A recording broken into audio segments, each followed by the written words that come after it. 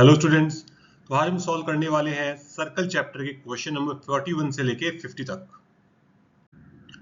Question number 41, if the length of normal for each point on the curve is equal to radius vector then the curve is. तो भाई length of normal का formula पता है क्या होता है? Length of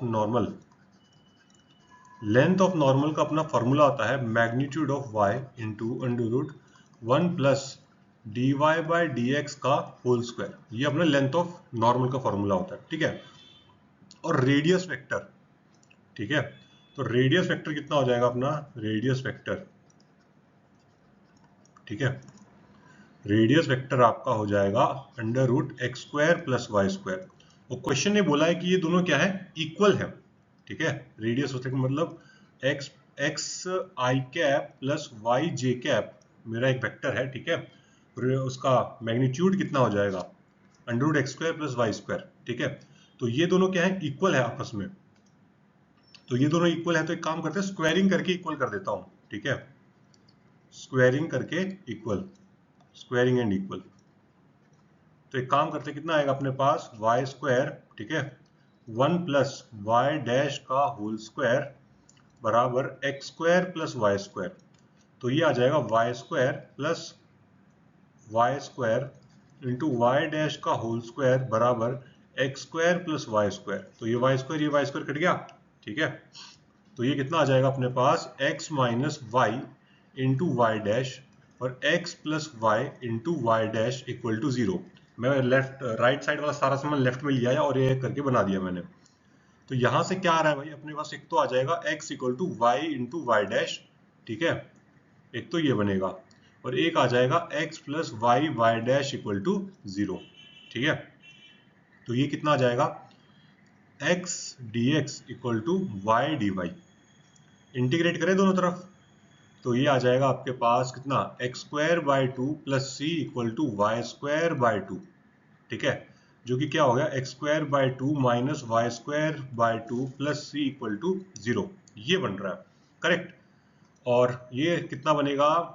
ये आ जाएगा x equal to minus y D y by D x. तो ये कितना आएगा? D x x d x equal to integration minus y D y, ठीक है।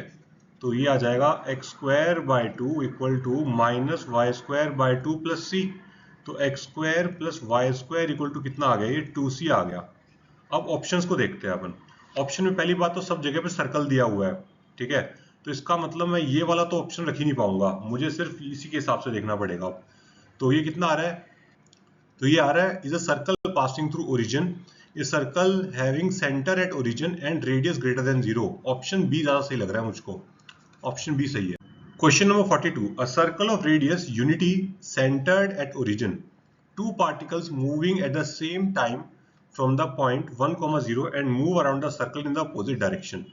One of the particle moves counterclockwise with the constant speed v and the other moves clockwise with constant speed 3v.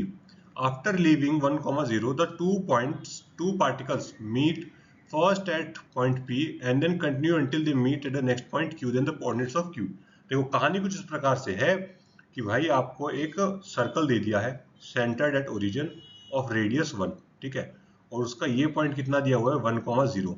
यहाँ पे हमारे पास दो particles है भाई, ठीक है। एक हरे रंग का पार्टिकल है, ठीक है, और एक लाल रंग का पार्टिकल है, ठीक है। ये दोनों चलना स्टार्ट करते हैं, एक क्लॉकवाइज चलता है, ठीक है, एक क्लॉकवाइज डायरेक्शन में चलेगा मतलब ये वाला, और एक एंटी क्लॉकवाइज डायरेक्शन में। तो one particle moves counter clockwise with constant speed v। तो भाई देखो, अब ये जो पार्टिकल चल रहा है काउंटर क्लॉकवाइज डायरेक्शन में, इसकी स्पीड v है, और जो क्लॉकवाइज डायरेक्शन में चल रहा है उसकी स्पीड कितनी दी हुई है? 3v दी हुई है, करेक्ट। कितनी दी हुई है? 3v। तो हमसे पूछ रहा है, तो ये दोनों पार्टिकल p पॉइंट पे मूव मिलते हैं, तो दोबारा फिर कब मिलेंगे? q पे। और तो q के कोऑर्डिनेट क्या है? अब थोड़ा दिमाग लगाओ कि भाई मेरा जो पार्टिकल हरे वाला पार्टिकल है, जो हरे वाला पार्टिकल है उसकी स्पीड v है मतलब, और लाल वाले पार्टिकल की स्पीड 3v है मतलब लाल वाला पार्टिकल 3 गुना स्पीड से चलता है। मतलब जब तक मेरा हरा वाला पार्टिकल यहां पहुंचेगा, ठीक है, इतना डिस्टेंस कवर करेगा, लाल वाला पार्टिकल भी मेरा यहीं पहुंच चुका होगा, क्योंकि 3 गुना डिस्टेंस कवर करेगा सेम टाइम में, है ना, ठीक है। मतलब जैसे कि देखो ना, एक ये डिस्टेंस हो गया, एक इतना हो गया, एक इतना हो गया, तो 3 गुना डिस्टेंस कवर कर दिया। और इसने ये एक ही सर्कल का मतलब 1/4 पार्ट ही कवर कर पाया। ठीक है, तो ये मिल कहाँ रहे हैं दोनों के दोनों वापस से, तो पॉइंट P कितना हो गया भाई इसका, ये हो गया 0,1। ठीक है, अब ये वापस से यहाँ से चलना स्टार्ट करेंगे। ठीक है, अब लाल वाला वापस से चलना स्टार्ट करेगा और हरे वाला भी। हरे वाला अब यहीं तक पहुंच पाएगा, उतनी देर में लाल वाला पूरा चक्कर कंप्लीट करके वापस यहीं आ जाएगा। सही बात है, तो मतलब दोबारा क्या मिलेंगे, पॉइंट Q पे मिलेंगे अब ये लोग। तो ये कोऑर्डिनेट क्या हो जाएगा आपका -1,0, यानी कि ऑप्शन कौन सा सही हो जाएगा, ऑप्शन डी सही है बिल्कुल। Question number 43. A variable circle is drawn to touch x-axis at origin. The locus of pole or straight line Lx plus My plus n equal to 0 with respect to variable circle has equation. तो सबसे पहले देखो कहानी को समझो कि एक variable circle दिया है जो कि मेरे एक्स एक्सिस को टच करता है ओरिजिन के ऊपर। ठीक है, तो भाई ऐसा सर्कल जो एक्स एक्सिस को ओरिजिन पे टच करेगा उसका सेंटर कहाँ लाई करेगा, वाई एक्सिस पे, तो मैं 0,r मान लेता हूँ। ठीक है, और इस सर्कल का रेडियस भी कितना हो जाएगा, आर ही हो जाएगा, है ना। तो अगर इक्वेशन की बात करूं तो कितनी आएगी, x square plus y minus r का whole square equal to r square. तो इसको थोड़ा सेट करके लिखूंगा, अगर x square plus Y square minus 2yr equal to 0, ये मेरी हो जाएगी इक्वेशन ऑफ सर्कल। ठीक है, इक्वेशन ऑफ सर्कल जो वेरिएबल सर्कल है उसकी इक्वेशन हो गई। अब देखो क्वेश्चन में बोला है कि भाई जो Lx plus My plus n equal to 0 जो है, ठीक है, इसके पोल की बात कर रहे हैं। तो मतलब ये क्या है, पोलर, इसके पोल की बात कर रहे हैं तो पोलर है ये। ठीक है, पोल का पोलर होता है, पोलर का पोल होता है ना। वो पोल के लोकस की बात कर रहे हैं तो वो क्या होगा, h के मान लेते हैं एक बार के लिए अपन। ठीक है, तो अगर मैं इक्वेशन ऑफ पोलर मांगू आपसे, इक्वेशन ऑफ पोलर, ठीक है, फॉर P अगर मांगू तो कितना होगा, t इक्वल टू 0, करेक्ट। तो कितना आएगा इक्वेशन ऑफ पोलर, ये आएगा XH plus YK minus R times of Y plus K equal to 0। तो ये कितना आ गया, XH plus Y times of K minus R minus RK equal to 0। अब देखो भाई, ये जो इक्वेशन गिवन थी और ये जो हम निकाल के लेके आए हैं, ये दोनों इक्वेशन क्या है, आइडेंटिकल। 1 और 2 क्या हो गई अपनी, आइडेंटिकल। तो इसका मतलब इनके कोफिशिएंट्स का रेशियो क्या होना चाहिए, सेम होना चाहिए। मतलब L upon H must be equal to M upon K minus R must be equal to N upon minus RK। क्या कहते हो, सही है। तो भाई इन दोनों से क्या आएगा, इन दोनों को पकड़ता हूं तो LK minus LR equal to MH। ठीक है, और इन दोनों को पकड़ता हूं तब क्या आएगा मेरे पास, तो वो आ जाएगा minus MRK equal to NK minus NR। ठीक है, तो ये कितना आ गया आपके पास, R इक्वल टू यहां से कितना आ जाएगा, NK upon N minus MK। और ये जो R की वैल्यू आई है ये डालो इधर। ठीक है, तो भाई ये जो R की वैल्यू आई है इसको मैं इस इक्वेशन में डालता हूं तो कितना आएगा भाई, LK minus L NK upon N minus MK equal to MH। ठीक है, तो N माइनस M की पूरी इक्वेशन मल्टीप्लाई करते हैं तो कितना आएगा, LKN माइनस LMK स्क्वायर, ठीक है, minus LNK equal to MNH minus MKH। ये आ गया, और H को तो भाई आप लिख दो X और K को मैं लिख देता हूं Y। तो ये कितना आ जाएगा भाई, LNY minus LMY square minus, अच्छा ये तो कट ही गया ना, इसको बार बार क्यों लिखना है। ठीक है, इक्वल टू कितना आ जाएगा, MNX माइनस MKY। तो इसके अंदर कुछ कॉमन शॉमन निकल रहा है क्या, नहीं, यहाँ पे XY है भाई, XY। ठीक है, तो LMY स्क्वायर इक्वल टू, यहां से देखो एक तो x कॉमन निकल रहा है लेकिन m को ऊपर निकाल नहीं रखा तो m अपन निकाल लेते, चलो m भी आ जाएगा। ठीक है, तो ये आ जाएगा n माइनस y। ठीक है, नहीं, कुछ तो गड़बड़ करी है भाई अपन ने, यहाँ पे m स्क्वायर होगा, अब सही है। ठीक है, तो भाई mx कॉमन निकाला मैंने, यहाँ n बचेगा, यहाँ पे बचेगा my। तो ये m कट गया, तो फाइनली अपने पास कितना आंसर आ गया, L n माइनस my ठीक है, minus L Y square equal to 0।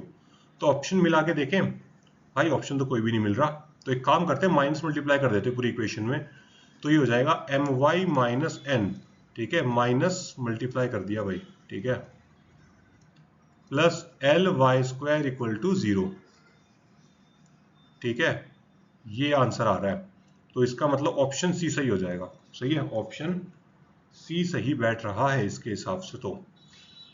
लेकिन ऑप्शन ए करेक्ट आंसर है इसका। तो कहाँ गड़बड़ कर दी अपन ने भाई, माइनस माइनस का घपला मार दिया, लगता है बहुत बड़ा। हाँ, मिल गई गलती, यहाँ माइनस लगा हुआ है भाई एक, ठीक है, यहाँ माइनस लगा हुआ है, तो ठीक कर देते हैं भाई फटाफट।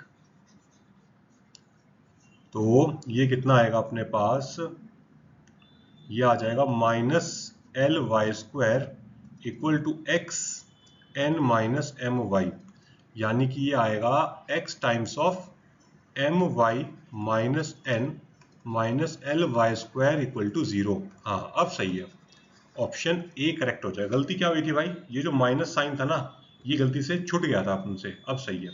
चलो अगले क्वेश्चन में चलते हैं। Question number 44, the minimum length of the chord of the circle which passes through 1,0। तो भाई इस क्वेश्चन को सॉल्व करने के लिए आपको एक फंडा बता देते हैं, ठीक है। तो क्या है भाई, मिनिमम लेंथ या फिर length of cord through P is minimum when P is foot of perpendicular. P is foot of perpendicular from center C to chord, ठीक है।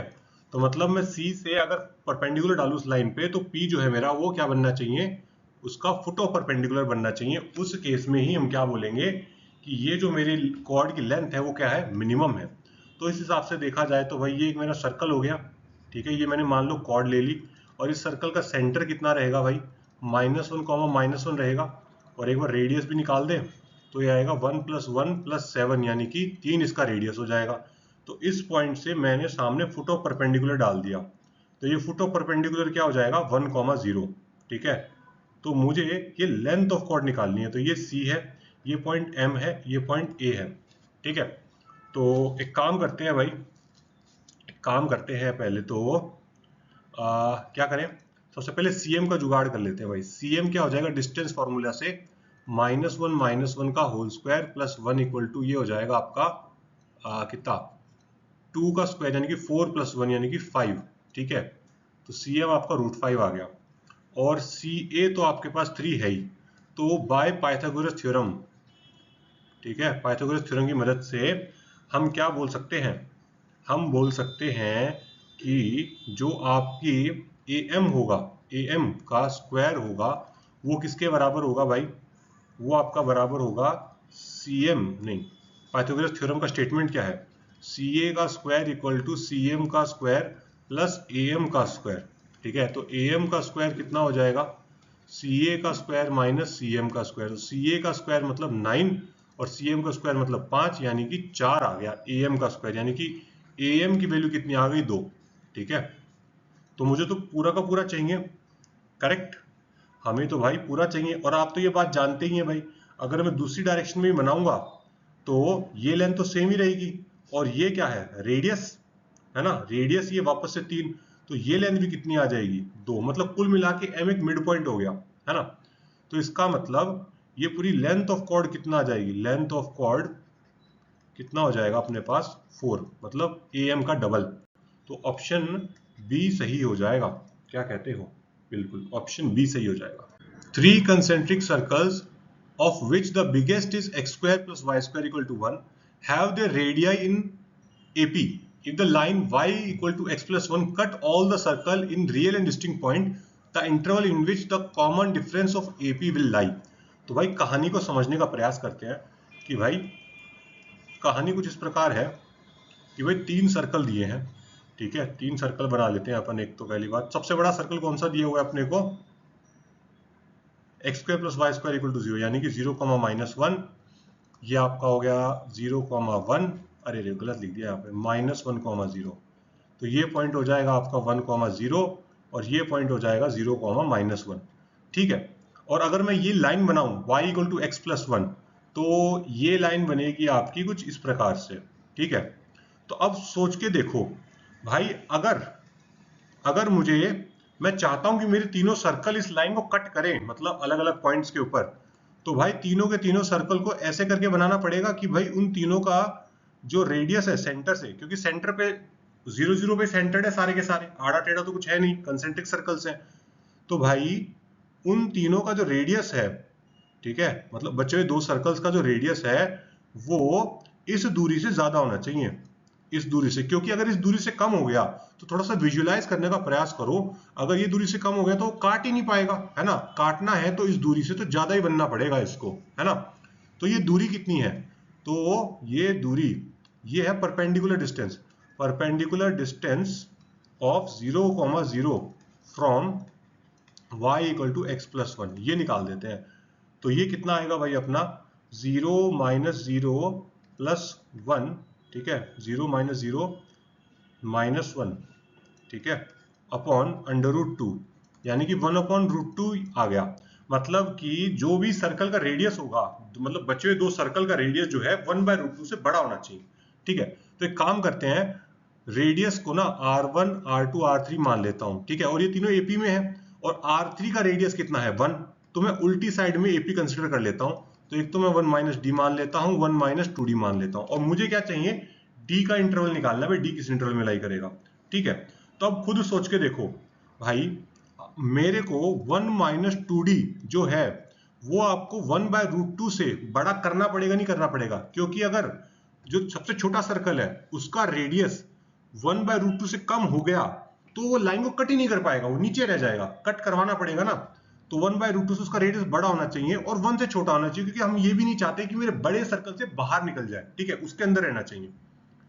तो यहाँ पे कितना आएगा ऐसे में, तो -1 करो दोनों तरफ, 1 by root two minus one, ठीक है, माइनस 2d माइनस ये 0 हो जाएगा, ठीक है, और यहाँ पे -2 का डिवाइड लगा देते हैं, ठीक है, -2 का डिवाइड लगा देता हूँ भाई, तो ये 1 minus root two by root two, ठीक है।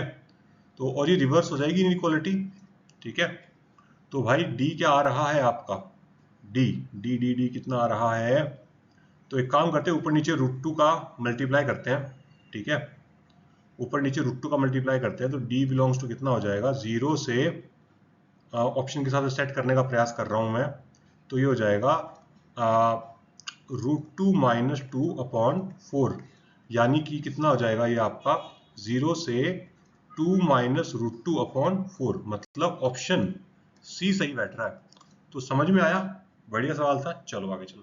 Question number 46, the locus of point of intersection of the tangent to the circle x square plus y square equal to a square which include an angle 45 degree is this curve। तो lambda की value बतानी है अपने को, ठीक है। तो भाई कहानी कुछ इस प्रकार है, एक गोला दिया है, ठीक है, एक सर्कल दिया है, और इस पे दो टेंजेंट बना रहा हूं, और वो दोनों इंटरसेक्ट करते हैं मान लो किसी पॉइंट P के ऊपर, ठीक है, H कॉमा के, और P हमारा लोकस है, इसी का लोकस निकालना है, और ये एंगल अपने को क्वेश्चन ने बोला हुआ है 45 डिग्री है, ठीक है, ये एंगल 45 बताया अपने को।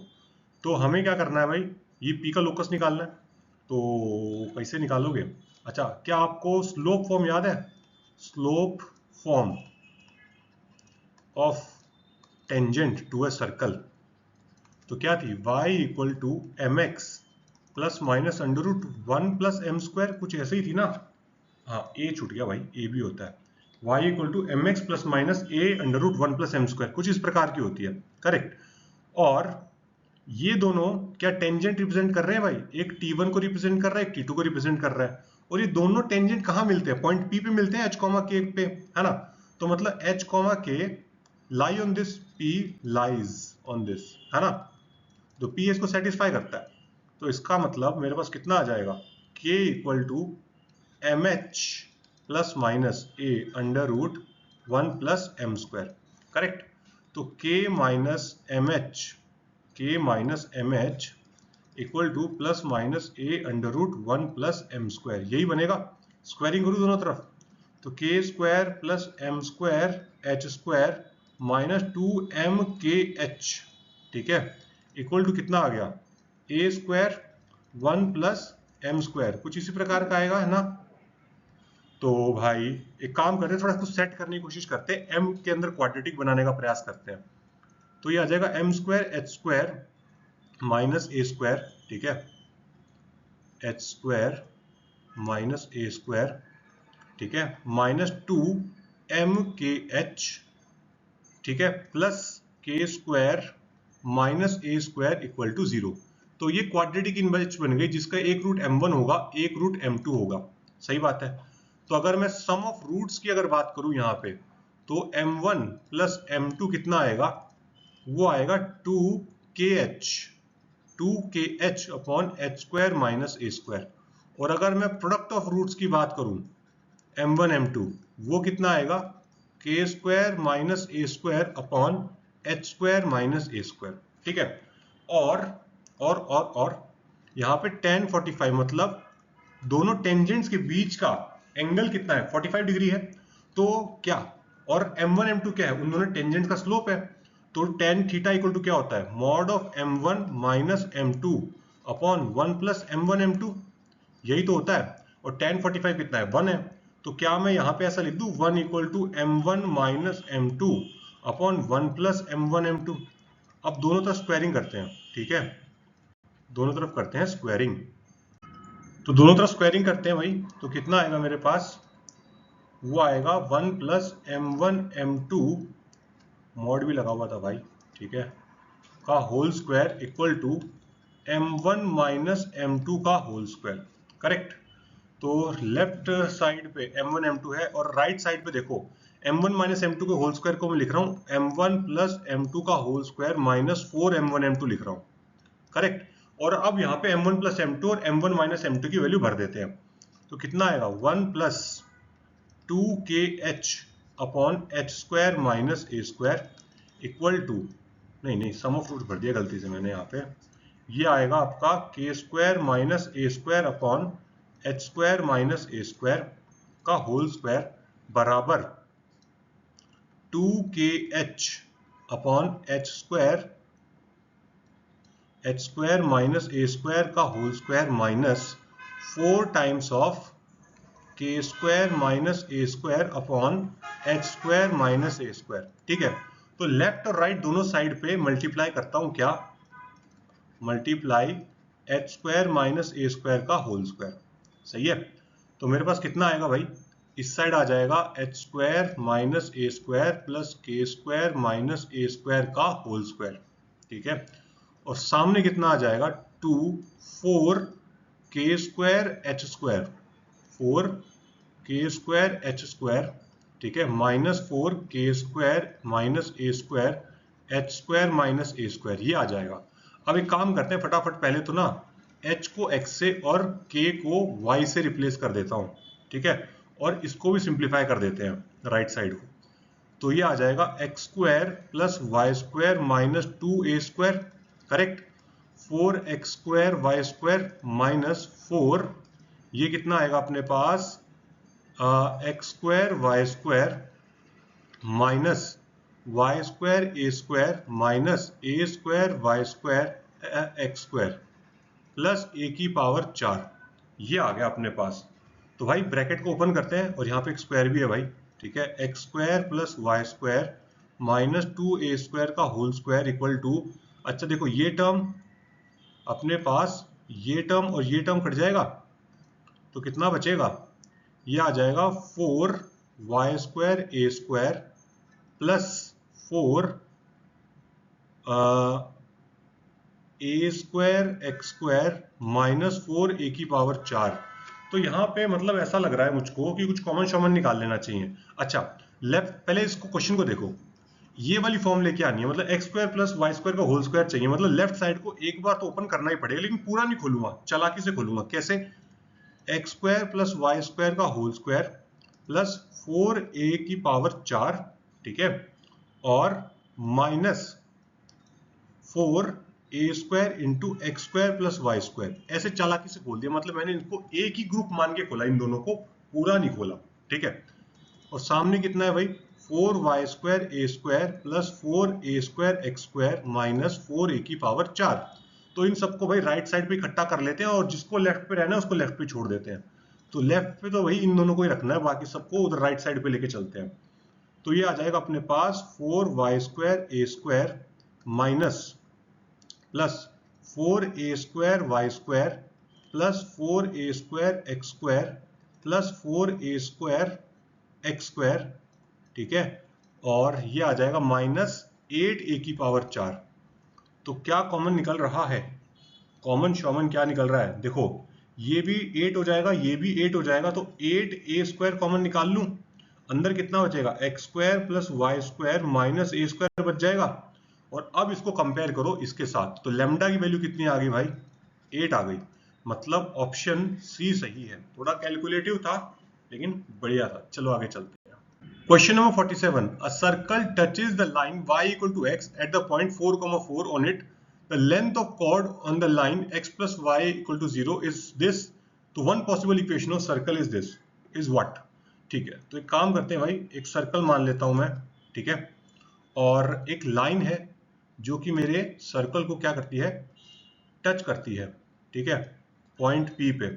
और इस पॉइंट P को मैं क्या बोला गया है भाई? 4,4 बोला गया है। और इस लाइन की इक्वेशन कितनी है? x minus Y equal to 0। और क्वेश्चन ने एक और लाइन दी है, क्या?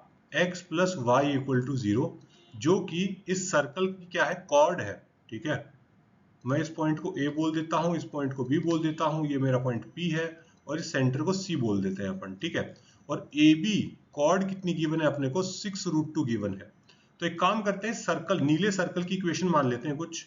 तो x² let circle be x² plus y² plus 2gx plus 2fy plus c equal to 0, ठीक है।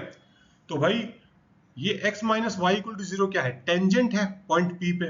तो एक काम करते हैं, टेंजेंट की इक्वेशन निकालते हैं। टेंजेंट एट P 4,4 क्या आएगी? ठीक है, तो आएगी 4x plus 4y plus G x plus 4 plus y f plus 4 plus c equal to 0। तो इसको थोड़ा सेट करें, सिंप्लीफाई करें, तो मेरे पास आ जाएगा कितना? ये आ जाएगा x times of 4 plus g plus y times of 4 plus f, ठीक है। और यहां आ जाएगा 4g प्लस 4f, ठीक है। अरे यहां तो y यहां होगा और f यहां होगा, सही है, प्लस c इक्वल टू 0। अच्छा, तो ये जो इक्वेशन निकल के आई है, ये वाली इक्वेशन, और x minus Y equal to 0, ये दोनों क्या है? आइडेंटिकल है ना? आइडेंटिकल है ये दोनों की दोनों इक्वेशन। तो इसका मतलब इसके रेशियोज भी क्या होगा? कोफिशिएंट का रेशियोज सेम रहेगा। तो इसका मतलब 1/4 plus G will be equal to -1/4 plus F equal to 0/4g plus 4f plus c। ये आएगा अपने पास, करेक्ट। तो भाई इन दोनों को पकड़ने से तो मेरे पास क्या आ रहा है? इन दोनों को पकड़ के ये आ जाएगा 4 plus F equal to -4 minus g, यानी कि f प्लस जी की वैल्यू कितनी आ गई? -8 आ गई। लो भाई, इस कंडीशन को संभाल के रखते हैं और अब इन दोनों को पकड़ लेते हैं। तो ये आ जाएगा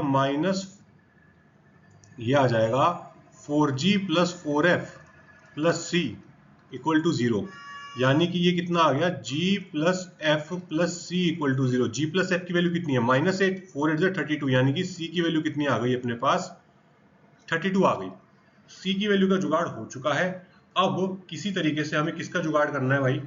हमें f और g की वैल्यू का जुगाड़ करना है, और उसके लिए देखो इन्होंने कॉर्ड दी हुई है, करेक्ट। और एक काम करते हैं, इस सर्कल C के, इस सर्कल का सेंटर क्या होगा? वो हो जाएगा f minus f comma minus g हो जाएगा। इस सर्कल का centre minus f comma minus g हो जाएगा, ठीक है। तो यहां से परपेंडिकुलर डिस्टेंस निकालूं, परपेंडिकुलर डिस्टेंस, ठीक है, ऑफ C फ्रॉम AB, ठीक है, वो कितना आएगा? ठीक है, तो मैं एक बार यहाँ पे क्या है, इस ट्राइंगल, राइट एंगल ट्राइंगल बना के इसकी कोड की लेंथ निकालने की कोशिश करूंगा, क्योंकि जो ऑलरेडी गिवन है तो कुछ ना कुछ रिलेशन बन के आएगा। तो perpendicular distance of C from A B, तो कितना आएगा वो आएगा मेरे पास माइनस एफ, ठीक है, माइनस जी, ठीक है, अपॉन √2।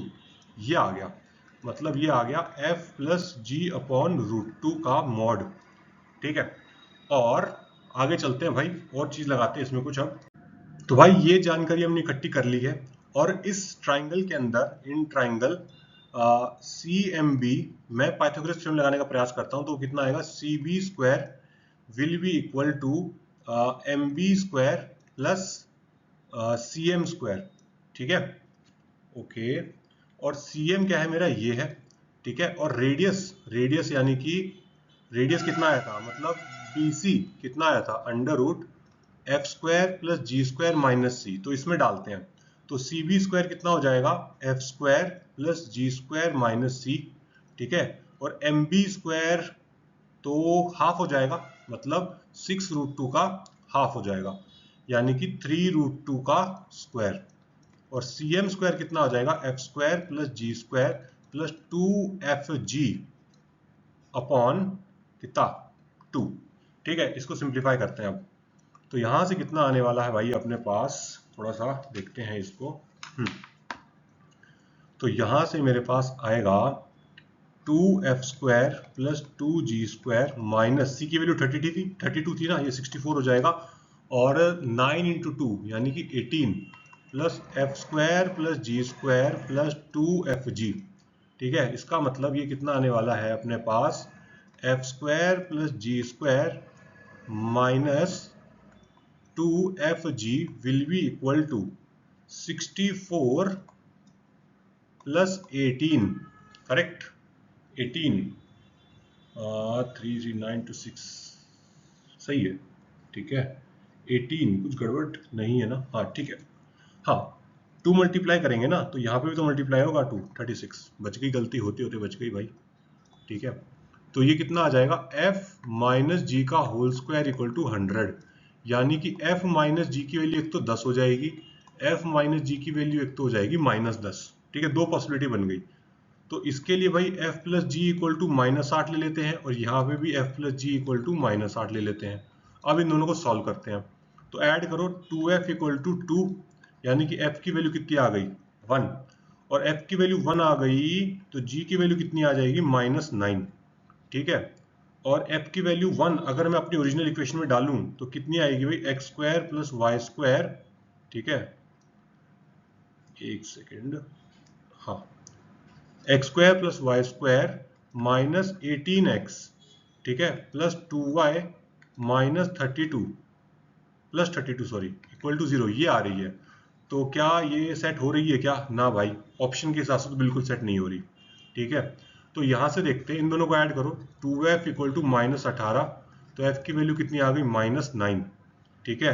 और f की वैल्यू -9 आ गई, तो g की वैल्यू कितनी आ जाएगी, 1, ठीक है। और इसके लिए अगर मैं सर्कल की इक्वेशन लिखूं तो वो कितनी आएगी, वो आ जाएगी X square plus Y square, ठीक है, plus 2x minus 18y plus 32 equal to 0, यानी कि ऑप्शन बी सही बैठ रहा है अब, ऑप्शन बी है ना, ऑप्शन बी बिल्कुल अब सही है। तो मतलब जो दूसरा आंसर आया था वो गलत नहीं था, ठीक है, बट उन्होंने बोला one of the possible equation, मतलब कि ऑप्शन के हिसाब से हमारा ऑप्शन बी सही है, लेकिन ये भी एक इक्वेशन आएगी सर्कल की, ठीक है। चलो अगले क्वेश्चन पे। Question number 48, the point on the circle x square plus Y square minus 2x plus 4y minus 4 equal to 0 which is nearest to this line.